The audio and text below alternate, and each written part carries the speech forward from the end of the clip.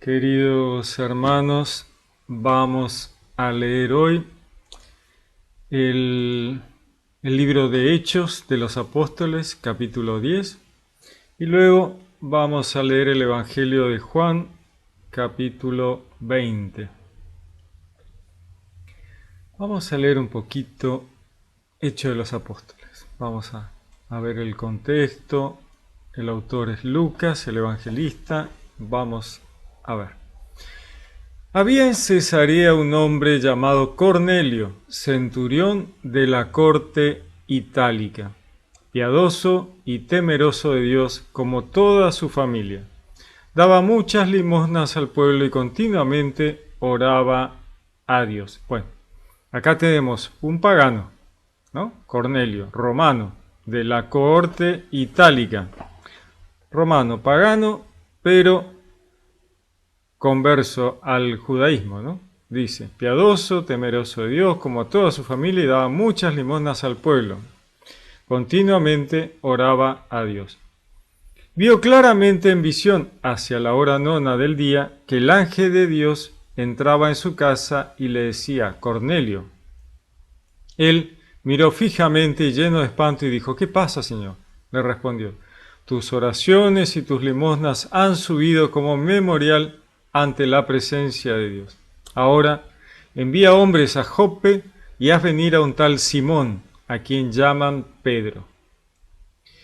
Este se hospeda en casa de un tal Simón, curtidor, que tiene la casa junto al mar. Apenas se fue el ángel que le hablaba, llamó a 2 criados y a un soldado piadoso de entre sus asistentes. Les contó todo y los envió a Joppe. Al día siguiente, mientras ellos iban de camino y se acercaban a la ciudad, subió Pedro al terrado sobre la hora de la sexta para hacer oración. O sea, mientras tanto, Pedro sube a la terraza de la casa donde estaba para orar. Sintió hambre, Pedro, y quiso comer. Mientras se lo preparaba, le sobrevino un éxtasis, y vio los cielos abiertos, y que bajaba hacia la tierra una cosa así como un gran lienzo, atado por las 4 puntas. Dentro de él había toda suerte de cuadrúpedos, reptiles de la tierra y aves del cielo. Y una voz le dijo, levántate, Pedro, sacrifica y come. Pedro contestó, de ninguna manera, Señor, jamás he comido nada profano e impuro. Veamos un poquito qué es lo que está pasando, ¿no? El ángel de Dios le muestra todos los animales, todos puros e impuros, ¿no? Y le dice, sacrifica, Pedro, y come, ¿no? Como come lo que venga, o sea, lo que sea, cualquier cosa, todos los animales, sin hacer distinción. Y Pedro dice, no, Pedro es observante, ¿no? De la Torá, de la ley. Pedro es judío, dice, no voy a comer nada profano e impuro. No, eso no está bien, ¿no? La voz le dijo por segunda vez, lo que Dios ha purificado, no lo llames tú profano. Esto se repitió 3 veces e inmediatamente la cosa aquella fue elevada hacia el cielo. Bueno, 3 veces Dios le dice, Pedro, sacrifica sin distinción y come. Estaba Pedro perplejo pensando qué podría significar la visión que había visto, cuando los hombres enviados por Cornelio, después de preguntar por la casa de Simón, se presentaron en la puerta, llamaron y preguntaron si se hospedaba allí Simón, llamado Pedro. Estaba Pedro pensando en la visión, le dijo el Espíritu, ahí tienes unos hombres que te buscan, baja, pues al momento y vete con ellos sin vacilar, pues yo los he enviado. Pedro bajó donde ellos y les dijo, yo soy el que buscáis, ¿por qué motivo habéis venido? Ellos respondieron, el centurión Cornelio, hombre justo y temeroso de Dios, reconocido como tal por el testimonio de toda la nación judía, ha recibido de un ángel santo el aviso de hacerte venir a su casa y de escuchar lo que tú digas, ¿no? Dios manda, habla al pagano romano que ya estaba converso al judaísmo,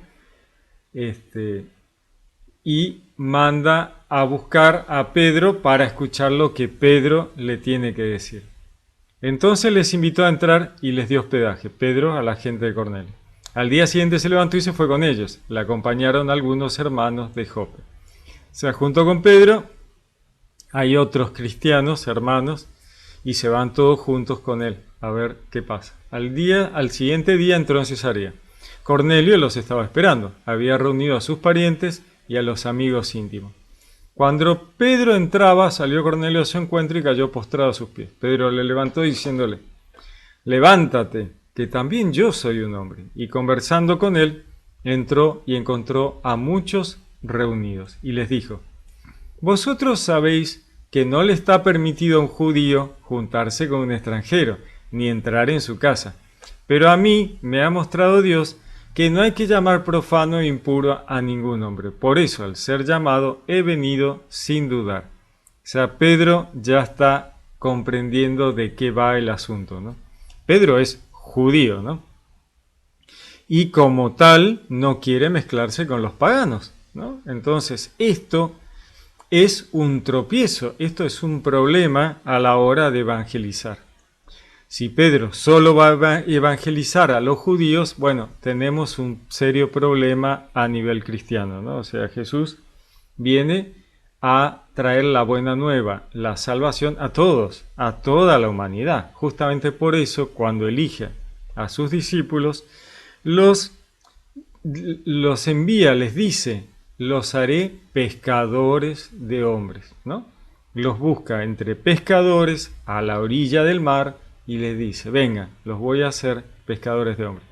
Esto es toda una imagen, ¿no? Porque si volvemos al Antiguo Testamento, encontramos que el paradigma del Antiguo Testamento es el desierto, el rebaño, las ovejas y Dios el pastor.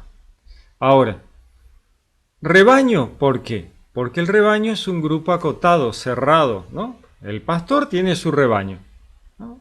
Es un grupo acotado, cerrado, ¿no? Donde él conoce a sus ovejas, las ovejas lo conocen a él. Es un grupo cerrado. El pueblo hebreo, el pueblo elegido, es un rebaño, un grupo cerrado, que Dios le da mandato de no mezclarse con los paganos. Perfecto.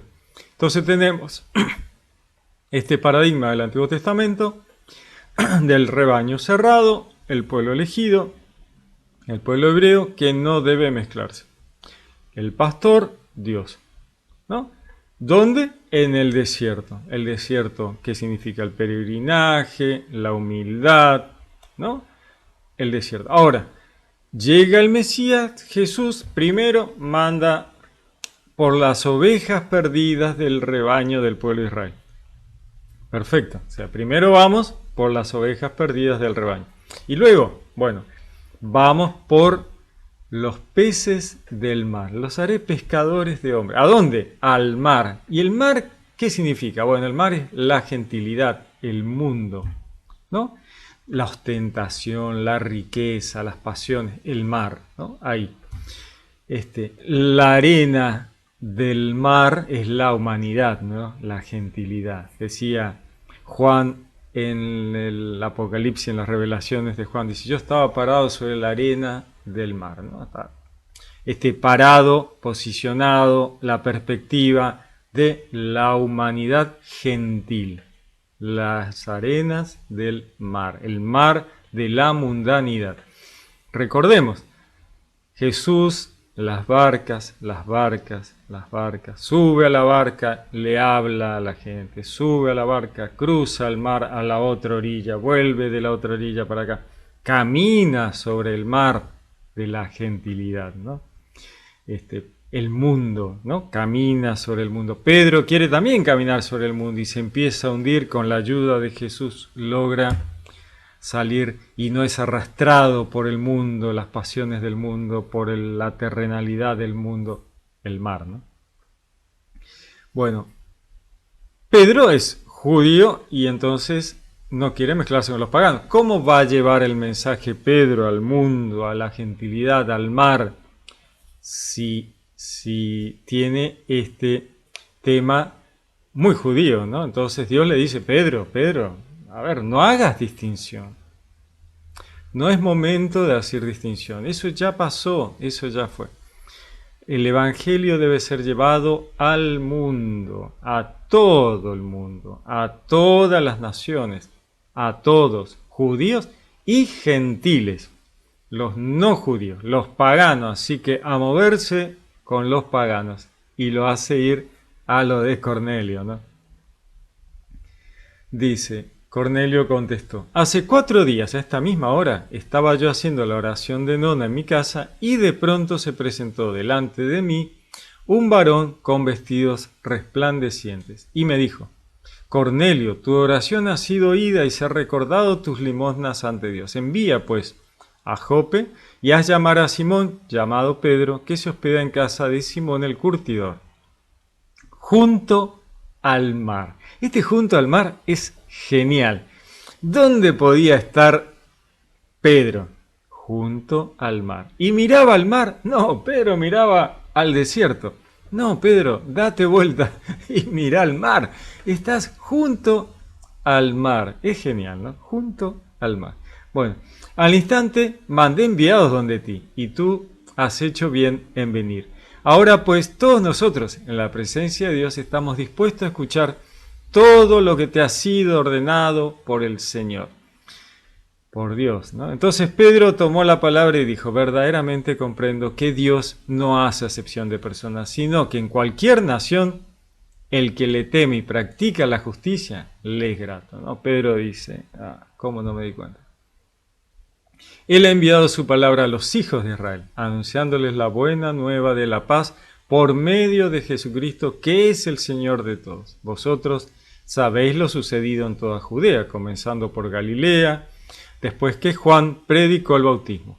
Como Dios a Jesús de Nazaret le ungió con el Espíritu Santo y con poder, y como él pasó haciendo el bien, y cuando a todos los oprimidos por el diablo, porque Dios estaba con él, curando a todos los oprimidos por el diablo, porque Dios estaba con él. Y nosotros somos testigos de todo lo que hizo en la región de los judíos y en Jerusalén, a quien llegaron a matar, colgándolo de un madero. A este Dios le resucitó al tercer día y le concedió la gracia de aparecerse. Bueno, vemos que todavía Pedro no termina de comprender quién es verdaderamente Jesús. Por lo que él está diciendo, aún no tiene todos los pedacitos del rompecabezas, ¿no? Juan luego nos daría en sus revelaciones, en sus evangelios, todas las piezas que nos están faltando. Pensemos que Pedro está en ese momento ahí, él está viviendo ese momento exactamente allí. Todavía falta un camino que él tiene que hacer para terminar de comprender el alcance de todo ello, ¿no? Así que él está también en un punto en el cual tiene que terminar de atar las piezas, ¿no? Dice, Dios le resucitó al tercer día y le concedió la gracia de aparecerse, no a todo el pueblo, sino a los testigos que Dios había escogido de antemano, a nosotros que comimos y bebimos con él, después que resucitó de entre los muertos. Y nos mandó que predicásemos al pueblo y que diésemos testimonio de que Él está constituido por Dios juez de vivos y muertos. De este, todos los profetas dan testimonio de que todo el que cree en Él alcanza por su nombre el perdón de los pecados. Bueno, esto hay que entenderlo un poquito para no meter la pata, digamos, ¿no? Todo el que cree en Él alcanza por su nombre el perdón de los pecados. ¿Qué significa este por su nombre? Bueno, Jesús, su nombre es Yeshua. ¿Qué significa Yeshua? La salvación viene de Yahvé. Entonces, de Jesús, de Yeshua, todos los profetas dan testimonios de que todo el que cree en Él alcanza por su nombre, porque la salvación viene de Yahvé, el perdón de los pecados, ¿no? O sea, no hay magia en el nombre de Jesús, ¿no? Muchas veces escucho algunas facciones cristianas que dicen, no, por el poder del nombre de Jesús. Bueno, no. El nombre de Jesús no tiene poder, no es un hechizo, no es un conjuro. Tiene que ver con todo un tema de la historia de la salvación. La salvación viene de Yahvé, ¿eh? Jesús es el Verbo, la palabra de Dios encarnada en el rol de el Cordero de Dios que quita el pecado del mundo, el hombre, 100% hombre, el descendiente de David, el judío, ¿no? O sea, y todo lo trascendental que tiene su rol de divinidad, su divinidad. Entonces, estaba Pedro diciendo estas cosas cuando el Espíritu Santo cayó sobre todos los que escuchaban la palabra. Y los fieles, circuncisos, que habían venido con Pedro, quedaron atónitos al ver que el don del Espíritu Santo había sido derramado también sobre los gentiles. Vemos de nuevo, Pedro viene con judíos, conversos, cristianos, pero eran judíos. Los fieles, circuncisos, o sea, los judíos que venían con Pedro, dijeron, ¿qué pasó? ¿Cómo que el Espíritu Santo, el Ruach HaKodesh, baja sobre los gentiles, sobre los paganos? ¿Qué pasó? Quedaron atónitos al ver que el don del Espíritu Santo había sido derramado también sobre los gentiles. O sea, el don del Espíritu Santo cae sobre todos, ¿no? Sin hacer distinción. Pues les oían hablar en lenguas y glorificar a Dios. Entonces Pedro dijo, ¿acaso puede alguno negar el agua del bautismo a estos que han recibido el Espíritu Santo como nosotros? Y mandó que fueran bautizados en el nombre de Jesucristo. Entonces le pidieron que se quedase algunos días. Palabra de Dios. Reciben el Espíritu Santo antes de ser bautizados, ¿no? Baja el Espíritu Santo sobre todo. Entonces Pedro dice, ¿cómo le vamos a negar el bautismo si Dios ya los aceptó? Dios ya los bautizó, ¿no? O sea, Dios se nos adelantó y ya derramó el Espíritu Santo sobre todo. Bueno, completemos la tarea, vamos a bautizarlos. No es genial. O sea, Dios dice, mira, yo voy adelante tuyo. O sea, a ver, ¿no? Ya bajé el Espíritu Santo sobre todo, ya está, listo, ¿no? Dice, bueno, bauticemos a todo el mundo porque ya está. O sea que, ¿cómo nosotros nos vamos a quedar atrás de lo que Dios da? Dios va por delante nuestro. Bueno, dale, vamos, ¿no? Y termina de comprender Pedro que el cristianismo es para toda la humanidad, no es un tema judío, no es un tema del pueblo elegido, es para todos, ¿no? Es muy interesante porque uno a veces da por sentado de que Pedro dijo, no, esto es para todos, vamos por todo. No, Dios se lo tuvo que explicar, ¿no? Tuvo que decirle, mira, Pedro, tenés que romper los paradigmas anteriores y a partir de acá vamos para adelante. Y él era un pescador de hombres, ¿no? Él era un pescador de hombres, él, ¿no? Que tenía que pescar en el mundo de la mundanidad, en el mar de la mundanidad.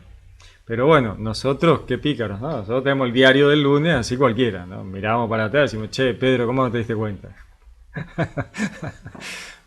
Pobre Pedro, bueno, a ver, nosotros porque ya tenemos a Juan, ya tenemos todos los, ¿no? Ya hemos leído el Evangelio de Juan, ya hemos leído el Apocalipsis, las revelaciones, o sea, la tenemos un poco más clara, pero en ese momento había que romper con todo esa línea que traía el judaísmo, ¿no? ¿Cómo me voy a mezclar con los paganos? No me voy a mezclar con los paganos. ¿Qué voy a comer? No voy a comer cualquier cosa. Yo como solo lo que la ley me permite. ¿Cómo me voy a sentar a comer con los paganos? No. ¿Cómo me voy a sentar a comer lo sacrificado a los ídolos? No. Sí, sentate y come. No pasa nada. No pasa nada, ¿no? Los ídolos no existen. Los otros dioses no existen. ¿Qué importancia tiene? Sentate y come. No pasa nada, ¿no? Esta historia de... ahora es más importante llevar la palabra que lo otro. Después veremos lo otro. Ahora llevamos la palabra, vamos a evangelizar al mundo. Vamos allá. No compliquemos la vida de los paganos con qué comemos y no comemos. O sea, vamos por todos, ¿no? Este es el tema el otro tema que se planteó cuando sale la evangelización y era la comida, ¿no? Kosher. No, tenemos que comer comida kosher. No. Ya fue, eso ya fue. Vamos, para adelante. ¿Qué es más importante? ¿Llevar la palabra? ¿No? Lo que es lo que sale del hombre, decía Jesús, lo que entra está hecho por Dios. Lo que sale es el problema, ¿no? La palabra, los hechos, las actitudes, eso es lo impuro. Todo lo demás es creación de Dios. ¿Cómo va a ser impuro? Es muy interesante, ¿no? Porque estamos, ahora vamos a leer el Evangelio de Juan en el momento en que Jesús va a resucitar y ya, bueno, ya está, ¿no? El reino de Dios ya está, la muerte ha sido vencida, todo se ha cumplido en la cruz, ¿no? Todo lo demás ya es continuación y validación de lo anterior, pero el tema terminó y se cumplió en el momento en que Jesús muere en la cruz. Punto.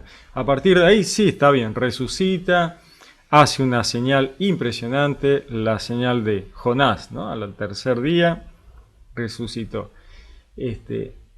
Y entonces con esta inmensa señal de la resurrección, obviamente debemos creer, ¿no? Y a partir de ahí estamos. Pero a nivel trascendental, a nivel de Dios, todo terminó en la cruz, en el momento en que Jesús muere en la cruz. ¿Resucita? Bueno, para que creamos, para que nos demos cuenta, digamos, wow, qué barbaridad, mirá, resucitó. O sea, la resurrección es una señal impresionante, pero a nivel trascendental todo fue concluido en el momento de la muerte en la cruz. Ahí cuando Jesús dice, todo está cumplido, ¿no?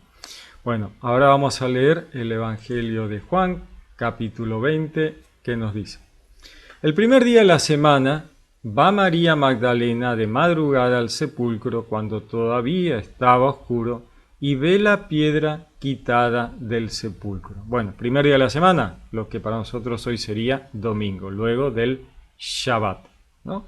Luego del Shabbat viene para el judaísmo el primer día de la semana, para el cristiano hoy el Dominus Dei, el Dei Dominica, el domingo. La iglesia primitiva adopta el primer día de la semana justamente por la resurrección de Cristo, ¿no? Para la iglesia primitiva es fundamental, obviamente, recordar el primer día, el día de la resurrección de Jesús, ¿no? Por eso adoptan el primer día de la semana para reunirse, leer la palabra, partir el pan, ¿no? Eso es lo que hacía la iglesia primitiva, ¿no? Como lo hacemos hoy en la iglesia los domingos, bueno, exactamente igual, exactamente igual, ¿no? Partían el pan, ¿no? Cada uno llevaba un poco de pan a la casa para compartir en la casa con los suyos el pan que era repartido en la reunión. Leían las lecturas, leían los libros, leían las cartas. En aquel momento de la iglesia primitiva circulaban las cartas, que hoy ya las tenemos todas acomodadas, ¿no?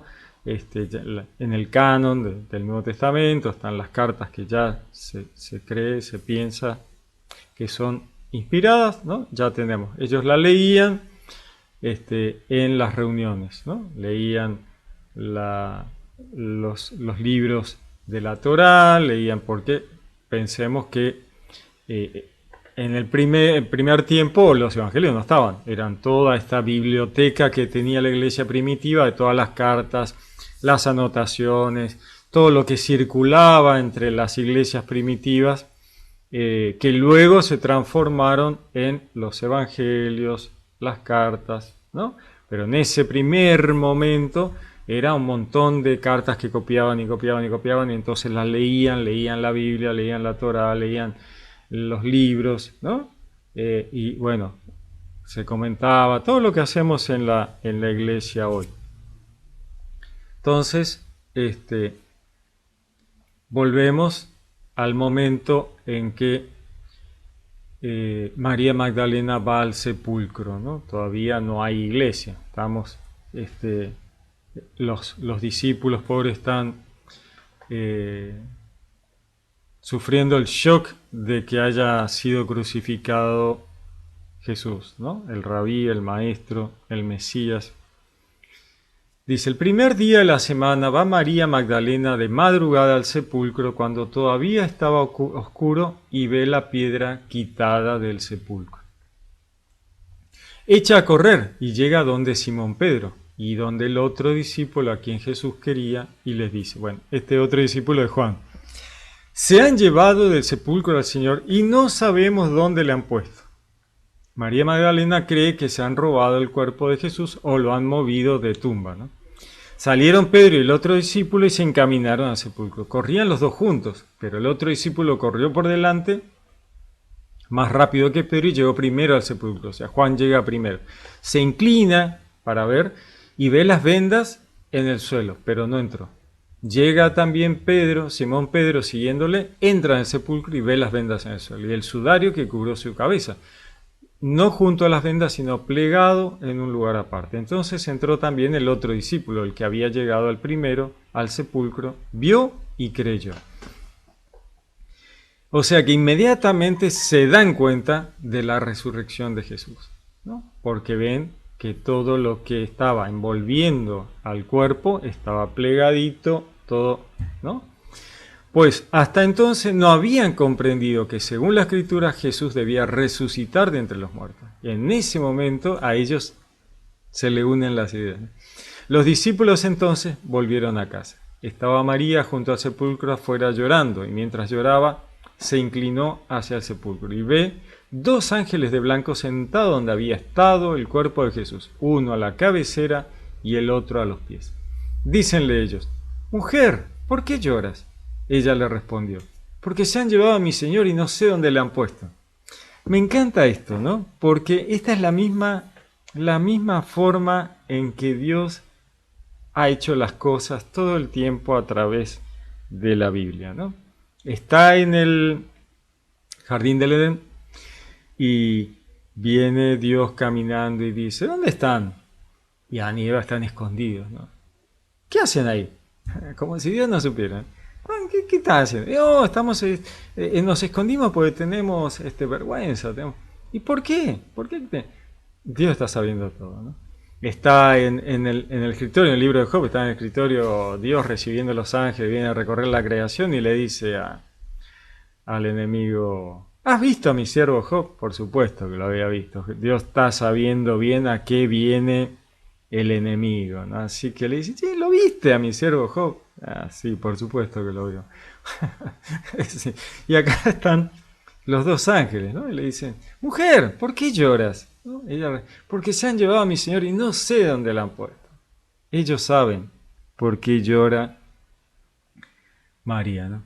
Dicho esto, se volvió y vio a Jesús de pie, pero no sabía que era Jesús. Le dice Jesús, mujer, ¿por qué llora? ¿A quién buscas? Ah, es genial, nuevamente, ¿no? ¿Por qué lloras, mujer? ¿A quién buscas? Es buenísimo. Ella, pensando que era el encargado del huerto, le dice, Señor, si tú lo has llevado, dime dónde lo has puesto y yo me lo llevaré, ¿no? Como diciendo, mira, lo cambiaste de tumba, decime dónde lo pusiste que yo lo voy a llevar y lo voy a poner, ¿no? Jesús le dice, María. Ella se vuelve y le dice en hebreo, Rabuni, que quiere decir maestro, ¿no? Cuando Jesús le dice María, ella se da cuenta de que es Jesús, ¿no? Dícele Jesús, no me toques, que todavía no he subido al Padre, ¿no? Como diciéndole, no me retengas, no, espera, no, todavía tengo cosas que hacer, no he subido al Padre, pero vete donde mis hermanos y diles, subo a mi Padre y vuestro Padre, a mi Dios y vuestro Dios. Es genial, ¿no? Es genial, no me retengas, no me toques, que todavía no he subido al Padre, no me hagas, ¿no? Andá y avisales que subo a mi Padre y a vuestro Padre, a mi Dios y vuestro Dios, ¿no? La jerarquía en la divinidad, ¿no? Porque Él es Dios. Sin embargo, Él les dice, mira, subo a mi Padre, vuestro Padre, ¿no? Como hermanándolos, cuando Él decía que ellos sean uno conmigo como vos y yo somos uno, ¿no? A mi Dios, o sea, la jerarquía en la divinidad, y vuestro Dios, ¿no?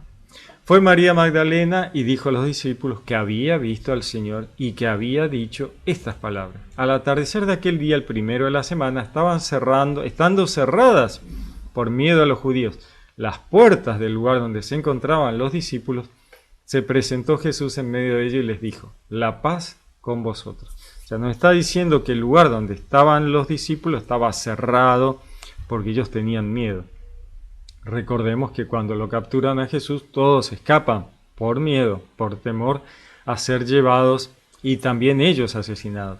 Así que tenían la puerta cerrada y estaban ahí todos juntos conversando, viendo que iban a ser, preocupados, con mucho miedo.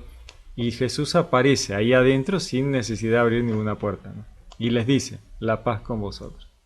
Dicho esto, les mostró las manos y el costado. Los discípulos se alegraron de ver al Señor. Jesús le dijo otra vez: la paz con vosotros. Como el Padre me envió, también yo os envío. Dicho esto, sopló sobre ellos y les dijo: recibid el Espíritu Santo. A quienes perdonéis los pecados, le quedan perdonados. A quienes se los retengáis, les quedan retenidos. Esto es muy interesante porque Jesús viene a liberar, no viene a condenar, ¿no?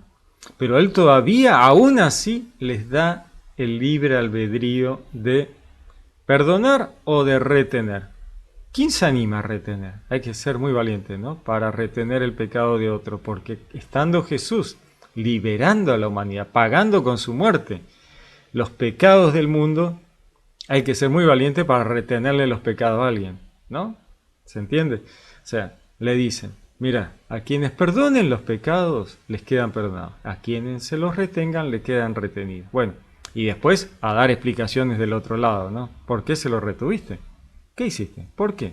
¿Qué fue tan grave que se lo retuviste? ¿No? O sea, salgan a perdonar pecados, ¿no? Salgan a perdonar, que eso es lo que hizo Jesús. ¿Vas a retener? Bueno, sí, podés retener, pero qué coraje. Dice: Tomás, uno de los 12, llamado el mellizo, no estaba con ellos cuando vino Jesús. Los otros discípulos le decían: hemos visto al Señor. O sea, después de esto, Tomás conversa con ellos y ellos le dicen: Tomás, hemos visto al Señor. Pero él le contestó: si no veo en su mano la señal de los clavos y no meto mi dedo en los agujeros de los clavos y no meto mi mano en su costado, no creeré, ¿no? Ver para creer, Tomás. 8 días después estaban otra de sus discípulos dentro y Tomás con ellos. Se presentó Jesús en medio, estando las puertas cerradas, y dijo: la paz con vosotros. Luego dice a Tomás: acerca aquí tu dedo. No, o sea, Jesús está sabiendo todo, ¿no? O sea, lo que Tomás había dicho. Vení, Tomás, vení. Mete el dedo ¿no? En la herida. Mirá mis manos. Trae tu mano y metela a mi costado. Y no seas incrédulo, sino creyente. No seas incrédulo. Tomás le contestó: Señor mío y Dios mío. Los que niegan a la divinidad de Jesús dicen: no, Tomás no dijo Señor mío, Dios mío. Dijo: Dios mío. Como sí, cuando uno se sorprende algo y dice: Dios mío, así dijo Tomás. No, Tomás dijo: Señor mío y Dios mío, ¿no? O sea, Tomás reconoce la divinidad en Jesús. Señor mío y Dios mío. Dícele Jesús: ¿por qué me has visto, has creído? Dichosos los que no han visto y han creído, ¿no? Jesús le dice: mira, incrédulo. O sea, ahora resulta que crees porque me ves. Dichosos los que no han visto y han creído, solo porque los discípulos le han contado a otro y han creído en lo que le estaban diciendo. Jesús realizó en presencia de los discípulos otras muchas señales que no están escritas en este libro. Estas han sido escritas para que creáis que Jesús es el Cristo, el Hijo de Dios, y para que creyendo tengáis vida en su nombre. Palabra del Señor. Genial. Buenísimo, ¿no? Es el Evangelio de Juan, me encanta, ¿no? Lindo, la resurrección de Jesús, el encuentro con los discípulos, el Espíritu Santo, ¿no? Veíamos en Hechos el Espíritu Santo derramado sobre los gentiles, En este momento, con Juan está derramado sobre los judíos, porque ellos eran todos judíos, ¿no? Ahora, en Hechos ya se derrama sobre la gentilidad, ¿no? Para que Pedro, que es la cabeza de los discípulos, ¿no? tuviera clarísimo y conciencia absoluta de que esta buena nueva era para todos, sin distinción, para toda la humanidad. Muy bien, lindo, para pensar un poco. Muy bien, les deseo un lindo día, que Dios los bendiga, los saludo con gran afecto, les habló Pablo